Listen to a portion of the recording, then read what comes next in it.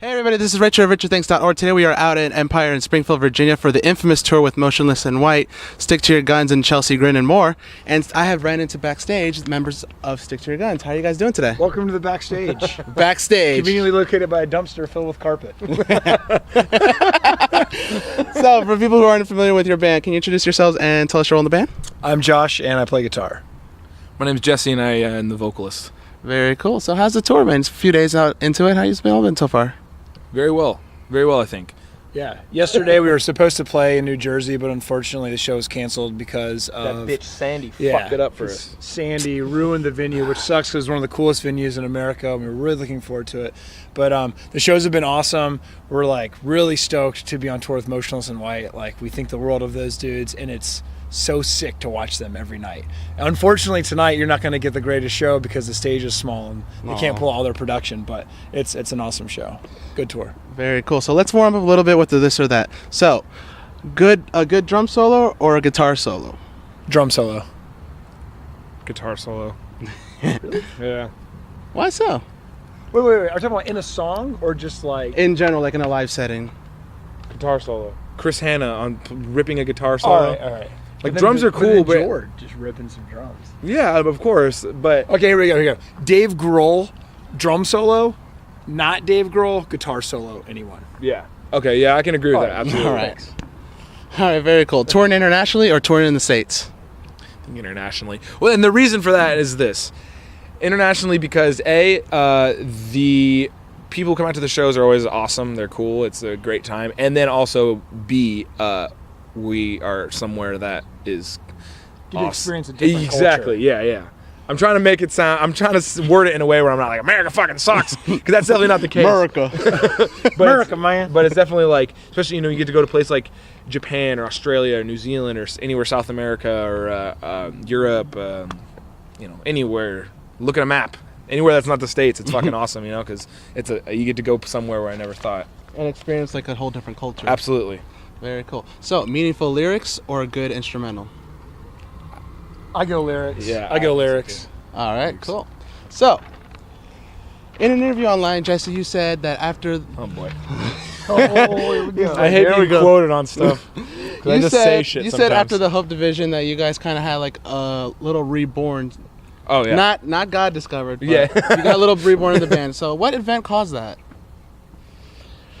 Well, I think before the Hope Division, with our album on Century Media Comes From the Heart, things were happening within the band, outside of the band, everything that was happening in my life at that time I wasn't happy with, and it was causing me to fall out of love with the band, and I was just doing things because I was being told to do them. It's time for you guys to do another album. You have to go here to this guy because he's the guy right now, or you have to have your art done like this or this, exactly, do that tour, do this tour. It was very just like, oh, you don't have a choice anymore.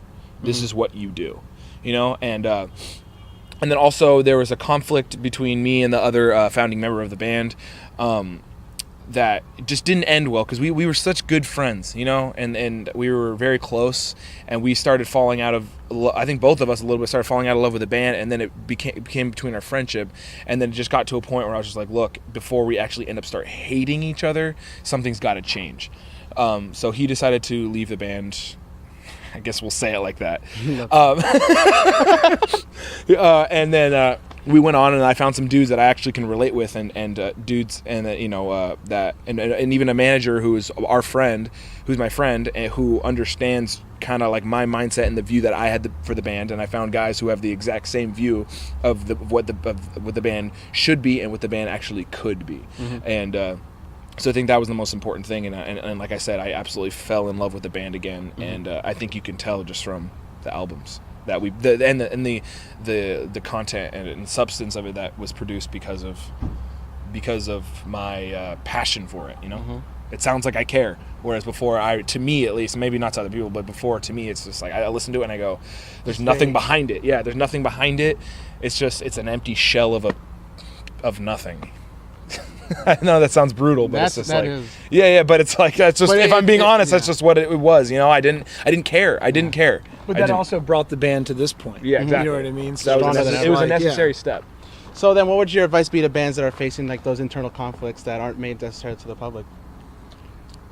I think really just like pick a direction that you want to go, and really just strive for that, and don't be allow other people to put input in, but make sure that if it's supposed to be something that's meaningful to you, just keep it meaningful.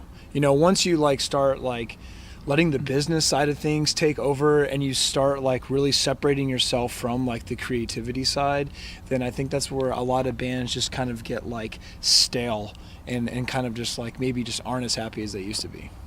You agree?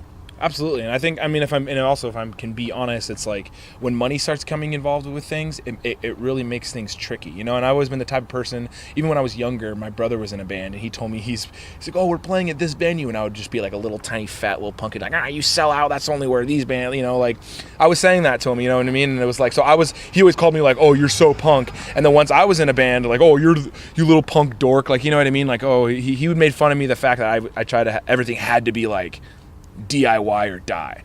Mm-hmm. And then now that money got involved with things, I've definitely made choices in the past that were more motivated by that as opposed to what I thought was right. You know what I mean?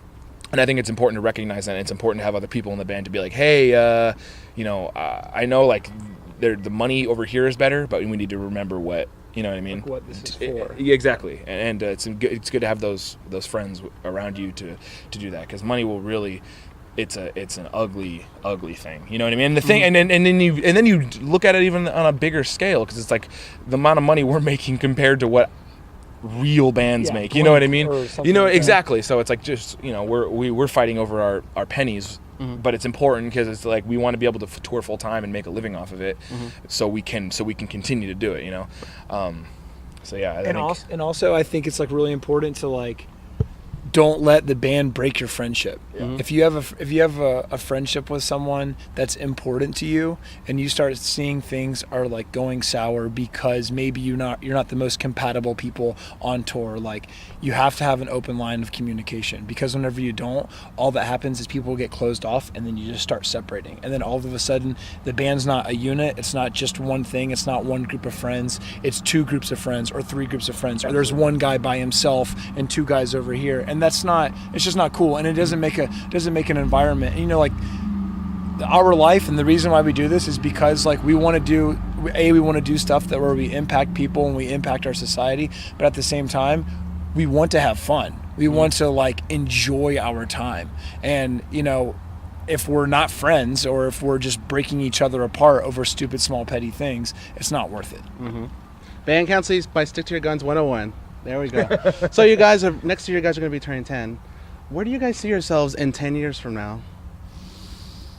Holy shit. You can start. I don't know. Hopefully still playing, you know what I mean? It's like when you look at bands like Sick of It All, or even bands like Scott from Terror, it's like, I don't want to, you know, I'm not calling them old, you know what I mean? But it's like, they give me kind of like a hope for the fact of like, oh, they can, you know, they still do it, you know what I mean? And not only that, they do it like, they still go hard as fuck, you know. They go hard in the paint, I guess you could say. Yeah. But it's just like, you know what I mean? And it's like, fuck yeah, I can be coming close to 40, 50 years old. If you look at fucking Vinny Stigma or whatever, you know what I mean? It's like, it's possible because people always say like, oh, hardcore, it's like a young man's game, you know what I mean? It's like you can only really when can you can't, as you're young exactly. It's what's funny is like, so I hope still will be the band. What's crazy is like I never think about that. And one night I was sitting down with my girlfriend, and we've been together for almost 8 years, and so I'm like,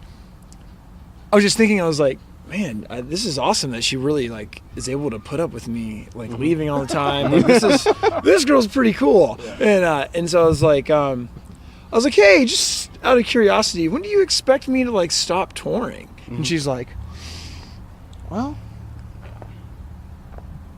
I guess I just always assume like when you're around like 50 or 60, and I was like, oh my god, I was like, what? And I was like, I'm gonna be touring then, you know. And then it dawned on me like, wow, like, you know, like this really, you know, I've been in bands and I've been touring full time for the last 13 years of my life, and it's like, this really is my career. And I never think about it like that because I forget how old I am, and I'm still like, oh yeah, I'm 18 years old. Yeah, you know, I still feel 17. You know? Yeah, and but also just take it one day at a time, I guess. Yeah, for sure. That's really the best way to tackle it. There's no 10-year plan whenever you're in a band. You know, there's like like Louis- a 10-day. Exactly. That's exactly what it is. And Louis C.K. says it's almost like he says the mentality you need to have when you're having a family is just fuck it. And I think it's the same way as being in a band. Fuck it. Yeah, fuck. What's this tour? This tour is with this band I've never heard of in this fucking country I've never been to. Fuck it. Yeah. We're gonna lose money. Fuck it. You know what I mean? Like, you just fuck it. Really. That's the motto. That's the motto of the day. Motto. Very cool. Any final words or thoughts? Go hard in the pit. Always. Yeah. Very cool. Sticks to your guns, ladies and gentlemen. Diamond is out now through Sumerian Records. See you later. Woo!